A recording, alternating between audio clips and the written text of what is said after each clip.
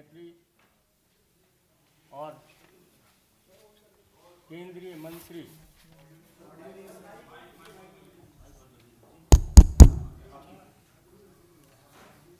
Bharatiya Janata party की वरिष्ठ नेत्री और केंद्रीय मंत्री श्रीमती स्मृति ईरानी जी हैं। बगल में हमारे मीडिया प्रमुख सांसद अनिल बलूनी जी हैं।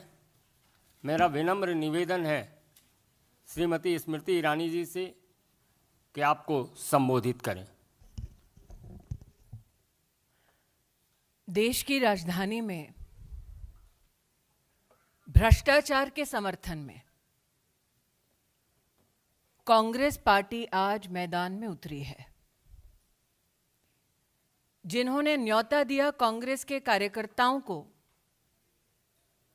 उस परिवार के बारे में आज आपके सम्मुख कुछ प्रश्न रखना चाहती हूं, कुछ बातें रखना चाहती हूं।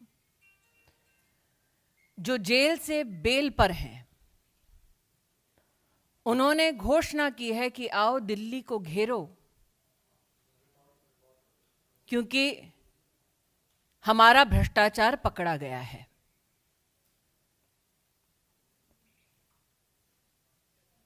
एक इन्वेस्टिगेटिंग एजेंसी पर दबाव डालने के लिए कांग्रेस शासित राज्यों के वरिष्ठ नेताओं को विशेष आमंत्रित किया गया है। इन्वेस्टिगेटिव एजेंसी के ऊपर दबाव डालना खुलेआम कांग्रेस की इस रणनीति को आप क्या नाम देंगे?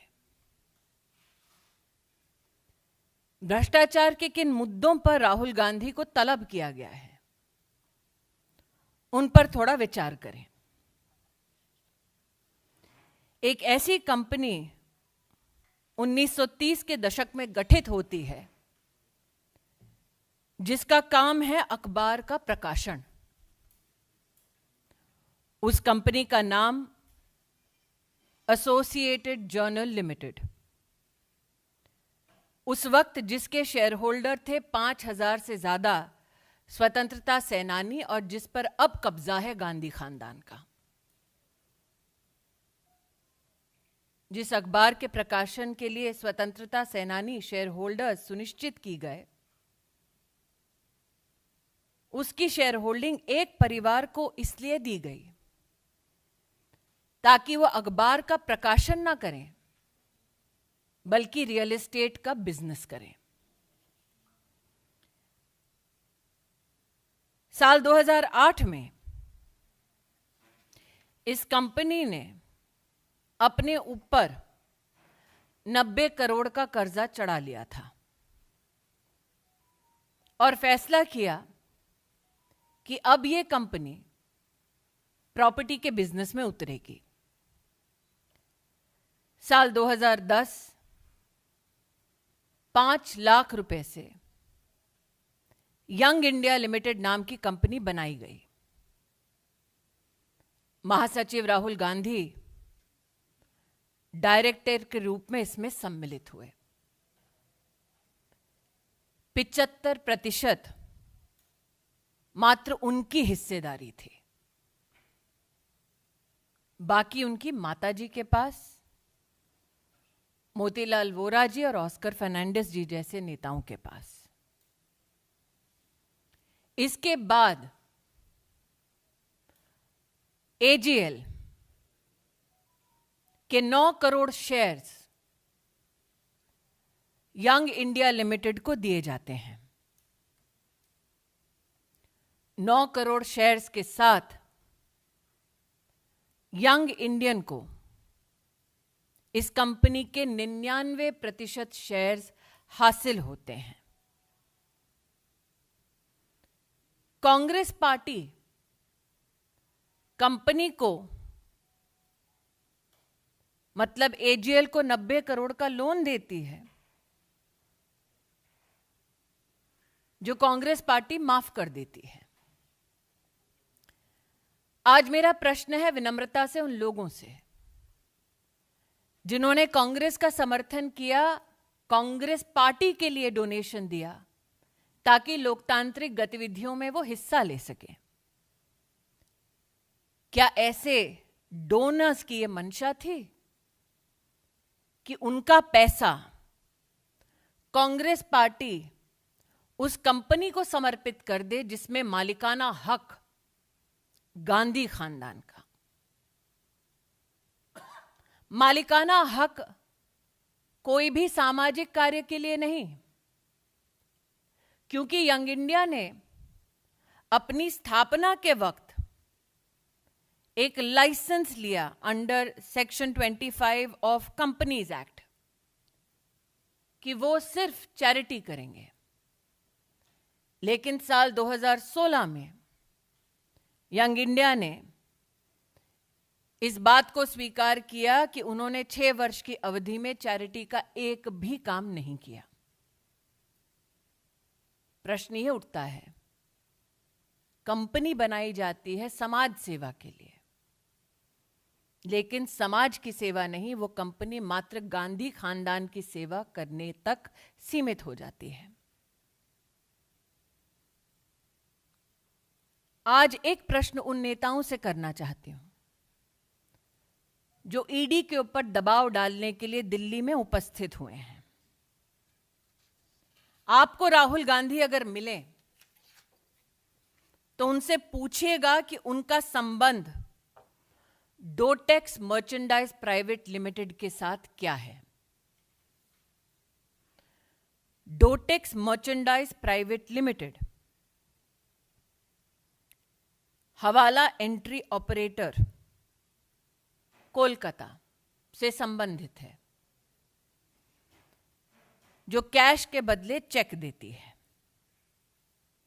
जिसकी ट्रांजैक्शंस पर फाइनेंशियल इंटेलिजेंस यूनिट का रेड फ्लैग है। जो कांग्रेस के कार्यकर्ता आज दिल्ली में एकत्रित हुए हैं, वो राहुल गांधी जी से पूछिए कि गांधी खानदान का संबंध डोटेक्स मर्चेंडाइज प्राइवेट लिमिटेड से क्या है। क्या यह सत्य है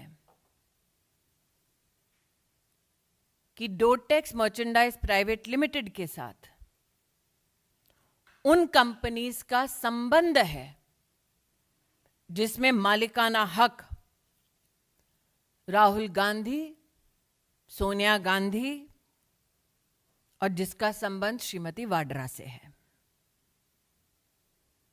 आज जो लोग इन्वेस्टिगेशन एजेंसीज पर दबाव डालना चाहते हैं, उनका ध्यान आकृष्ट करूंगी दिल्ली हाईकोर्ट के 2019 के एक जजमेंट के वाक्य पर।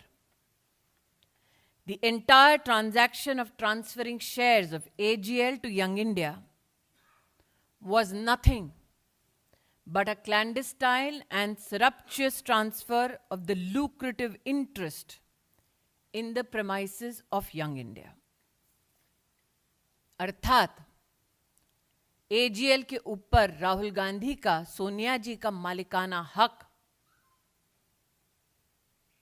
गैर कानूनी तौर पर संपत्ति पर अधिकार जमाने का एक प्रयास है।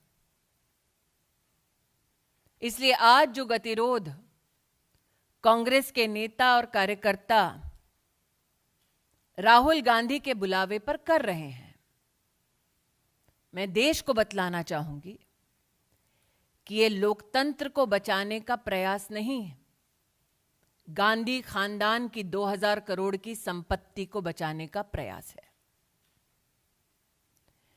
Ladies and gentlemen, at the clarion call of the Gandhi family, leaders and workers of the Congress party have descended onto the streets of the national capital to pressurize investigating agencies. A gentleman who is out on bail seeks to pressurize an investigating agency which seeks to unravel the corruption of the Gandhi family. never before has such a blatant attempt been made by one political family to hold investigative agencies to ransom. Never before has a political family been so desirous of protecting their ill-gotten gains as the Gandhi family. So the questions that I put forth to you for the consumption of citizens at large is this. In the 1930s, Associate Journal Limited was formed with 5,000 freedom fighters as shareholders. Today, a company that was to be run by freedom fighters has been usurped by the Gandhi family. It is projected that the intent of AJL was to publish newspapers. However, in 2008, it seems the company declared it shall no longer publish newspapers, but go into the business of real estate. It is publicly known that the Congress party has waived off a loan of 90 crores. The question humbly I ask of those who have possibly donated money to the Congress party so that democratic values in our country can be strengthened. Did you know that the Congress party, instead of utilizing that money for public gain and public service, utilized it to profit the Gandhi family? The fact that the Gandhi family had to invite people to protect their real estate interest and their profits speaks volume of their political character. There are a few questions that should be asked of Rahul Gandhi. Is it true that Messrs. Young Indian was incorporated with the intent to carry out charitable activities in 2010? Is it also true that in 2016, the same company, which is owned by the Gandhi family, has declared that in the 6 years of its existence, it did not carry out a single charitable activity? The question I hope is answered is this: what is Rahul Gandhi's relationship, or the Gandhi family's relationship, with Dotex Merchandise Private Limited? Mr. Gandhi, is it true Dotex Merchandise Private Limited is one of the several companies of a Hawala entry operator based out of Kolkata, where in lieu of cash, checks are given? Mr. Gandhi, is it true that Dotex Merchandise's transactions have been red flagged for suspicious transactions by the Financial Intelligence Unit? Is it also true, Mr. Gandhi, that today you have called upon your karyakartas and leaders to the national capital, not to save democracy, but to save your property worth 2,000 crores? That you will try to hold the national capital hostage so that your properties, which have been usurped and are a part of ill-gotten gains, can be protected? This is not a drive to protect democracy. This intended drive is to protect 2,000 crores of the Gandhi family. I would now take questions. एक एक करके। Devendra Parashar, India TV. Congress का ये कहना है कि जब हम सत्याग्रह कर रहे हैं तो फिर उसे रोकने की क्या जरूरत है, इमरजेंसी जैसे हालात पैदा कर दिए गए हैं, लेकिन हम रुकने वाले हैं, बैठने वाले नहीं। देखिए, सत्य राहुल गांधी का है, आग्रह भी राहुल गांधी का है। और सत्य राहुल गांधी का क्या है, वो आज दिल्ली हाई कोर्ट के इस बयान पर मैंने जो उल्लेख किया उससे प्रतिस्थापित होता है कि एजेएल के शेयर जो यंग इंडिया को गए, वो ट्रांसफर अपने आप में सरप्चुअस है, क्लैंडिस्टाइन है, और यंग इंडिया के माध्यम से कैसे एजेएल की प्रॉपर्टीज हड़प कर सके कोई, उसका मात्र एक कागजी साधन है। नीरज पांडे, एबीपी। मैडम, कांग्रेस के ज्यादातर नेताओं का कहना है कि राजनीतिक रूप से फंसाया जा रहा है, लेकिन हम झुकने वाले नहीं, रुकने वाले नहीं। अंग्रेजों को हमने भगाया, शाह और शहंशाह को भी भगाएंगे। जिसकी पार्टी अंग्रेज ने बनाई हो वो अंग्रेजों पे टिप्पणी नहीं करे तो बेहतर है।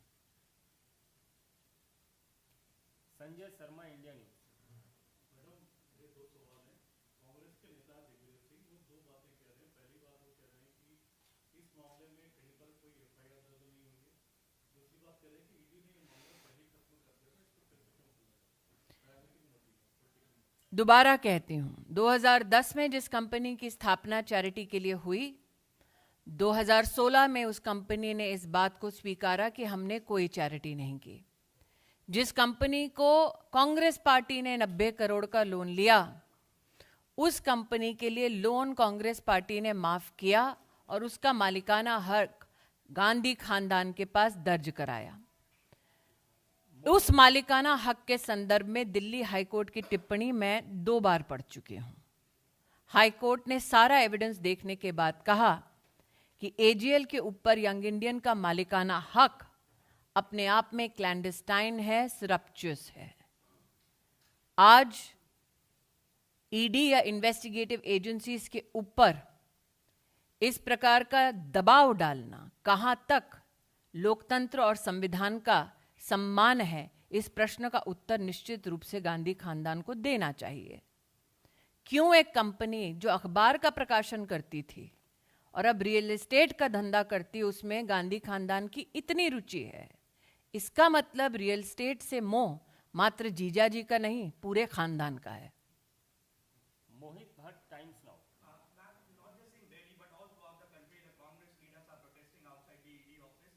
First, you see, it is a deliberate attempt to put the pressure on the ED and other investigative agencies, because just not ED, income tax has also earlier questioned the Congress leaders regarding this particular case. And also, ma'am, Robert Vadra has also come out and he said that earlier also, I have been also through this, the government is trying to suppress the opposition leaders. Firstly, the Congress is hardly opposition. Secondly, Robert Vadra is hardly in a position to give character certificates. Thirdly, I have here, through this press conference, highlighted the entire course of action. And lastly, the fact that this entire economic transaction between AGL and Young Indian has been reflected upon by the Delhi High Court. The Delhi High Court has made a statement. Can that be denied by either the Gandhis or the Vadras? My question to the Gandhi Khandan again is this: what is your relationship with one of the companies of a Hawala entry operator, namely Dotex Merchandise Private Limited? Why would the Congress party waive off a 90 crore loan? And what is Rahul Gandhi's interest in real estate businesses, which are now worth 2,000 crores? आज तक आपने कोई भी ऐसी company देखी है जिसको बनाने में चंद लाख रुपए लगे और जो मात्र शेयर ट्रांसफर के माध्यम से 2000 करोड़ का मालिक बन जाए बिना एक इकोनॉमिक एक्टिविटी किए?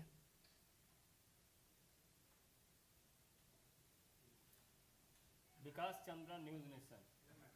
कई तरह के आरोप कांग्रेस की तरफ से लगाए जा रहे हैं, लेकिन तुलना की गई है केंद्र सरकार की कांग्रेस की तरफ से रावण से, और कहा गया है कि जब डर हुआ है तभी इस तरीके की कार्रवाई राहुल गांधी के खिलाफ की जा रही है, और मोदी सरकार की तुलना रावण से किया है। जो राम का अस्तित्व नहीं मानते थे अब रावण की बात करते हैं।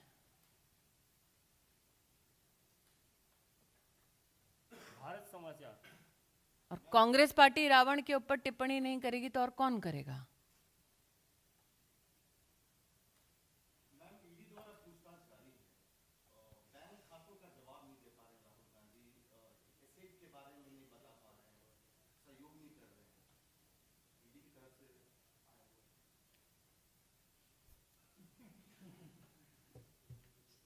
विनीत टीवी 18। मैम, जिस तरह से दिल्ली में की अगर हम स्थिति देखें, क्या आपको लगता है या फिर देश के अन्य हिस्सों में जिस तरह से जाम की स्थिति है, क्या अराजकता फैलाने की कोशिश? बिल्कुल, और अराजकता फैलाने के पीछे, जैसा कि मैंने कहा, लोकतंत्र को बचाने का प्रयास नहीं है। अराजकता फैलाने के पीछे प्रयास है राहुल गांधी की 2000 करोड़ की संपत्ति बचाना। अनिंदो टीवी 9। ডোটেক্স প্রাইভেট লিমিটেডের সাথে রাহুল গান্ধীর কি সম্বন্ধ, এই প্রশ্নটা আমি করছি। ওই কোম্পানি একটা হাওয়ালা এন্ট্রি অপারেটর শেল কোম্পানি, ওই কোম্পানির সাথে রাহুল গান্ধীর কোম্পানির ইকোনমিক ফাইন্যান্সিয়াল ট্রানজ্যাকশনস আছে, আর এই কথার জবাবটা মাত্র রাহুল গান্ধী দিতে পারেন। गौरव न्यूज 24। मैम, केंद्र सरकार के लिए जिस तरह के शब्दों का इस्तेमाल किया गया है, कायर, डरपोक, गांधी हूं मैं, माफी नहीं मांगूंगा। भाई ऐसा है, डरपोक वो होता है जो दुनिया भर से लोग बुलाए कि आओ मेरी मदद करो, और आप गांधी खानदान से संस्कार की अपेक्षा कर रहे हैं। Republic TV.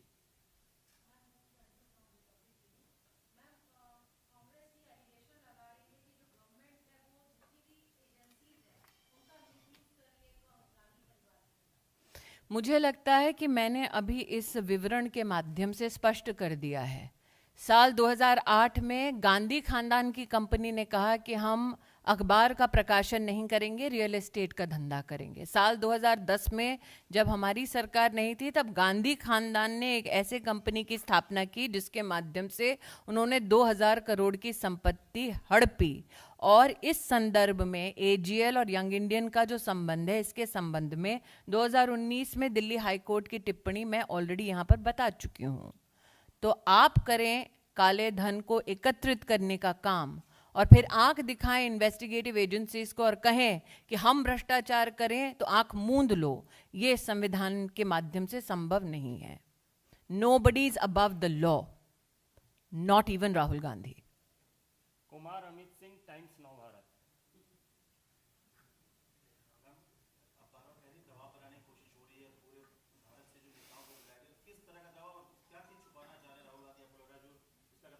आज एक पत्रकार ने इस प्रेस कॉन्फ्रेंस में कह दिया कि ईडी के माध्यम से क्या क्या छुपाया जा रहा है राहुल गांधी द्वारा।